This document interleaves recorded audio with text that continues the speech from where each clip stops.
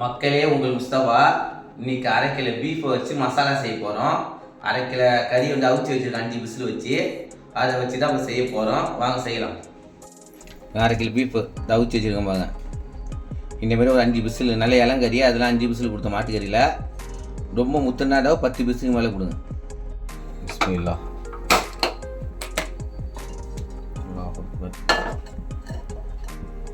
Refined oil 2 table spoon அளவுக்கு போட்டுங்க.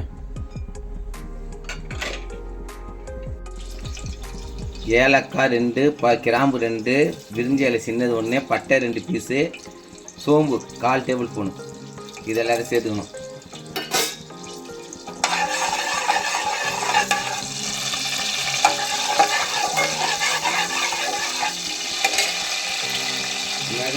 ஒரு வெங்காயம், ஒரு மீடியம் சைஸ் வெங்காயம் போட்டுக்கணும்.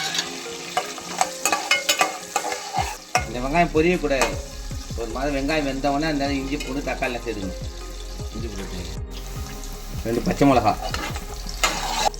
இந்த நேரத்தில் வெங்காயம் பொரியல பாருங்க, வெங்காயம் வெந்துருச்சு. அந்த அளவுக்கு என்ன செய்யணும், இஞ்சியும் பூண்டு ஒன்றா சேர்த்தாச்சு 1 டேபிள் ஸ்பூன்.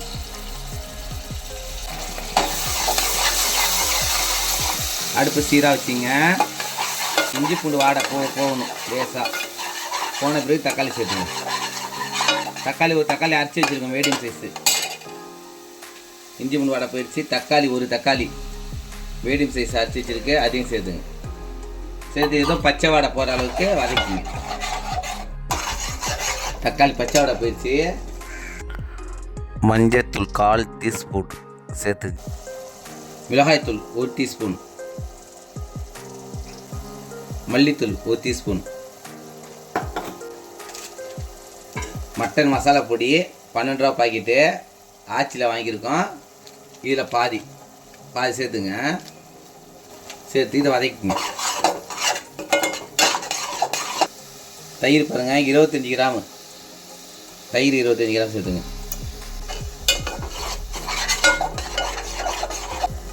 உப்பு 1/2 டேபிள் ஸ்பூனு. மற்ற டீஸ்பூன் சேர்த்து இதில் உப்பு வந்து 1/2 டேபிள் ஸ்பூன் சேர்த்துங்க.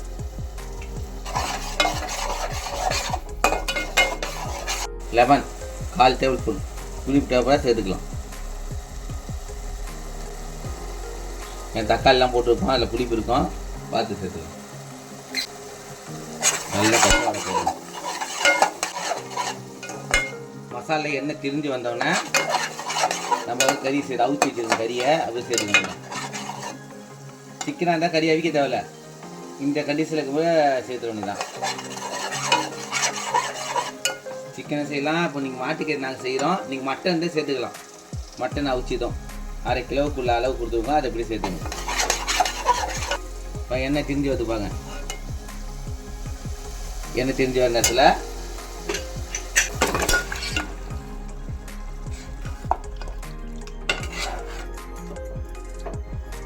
கொஞ்சம் மூடியை போட்டு ஒரு கொதிக்க விடுவோம். ஒரு 5 நிமிஷம். ஒரு 5 நிமிஷம் திறக்கிறோம்.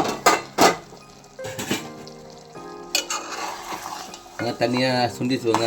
மசாலா வண்டி இருக்குப்பாங்க. உப்பு காரம் எல்லாம் கரெக்டாக இருக்குது. நான் போட்ட ஜாமால கரெக்டாக மிளகு, உங்களுக்கு இது மிளகு சேர்க்க உங்களுக்கு விருப்பம்னா சேர்த்துங்க. ஆப்ஷன் தான், நாங்கள் சேர்த்துக்கணும். லேசாக நல்லாயிருக்கும் மிளகு சேர்த்தா.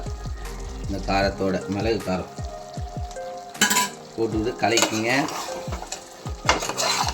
பீஃப் மசாலா முடிஞ்சிருச்சு. கடைசியாக இது மேலே புதினா தூவி விட்டுருங்க. புரிஞ்சிச்சு. இந்தமாதிரி உங்கள்கிட்ட செஞ்சு பாருங்கள். ஷேர் பண்ணுங்கள், லைக் பண்ணுங்கள். அதிகமாக லைக் பண்ணுங்கள். பார்த்து வீடியோ பார்க்குற எல்லாம் லைக் பண்ணுங்கள். லைக் பட்டன் அழுத்தி விடுங்க. அஸ்ஸலாமு அலைக்கும்.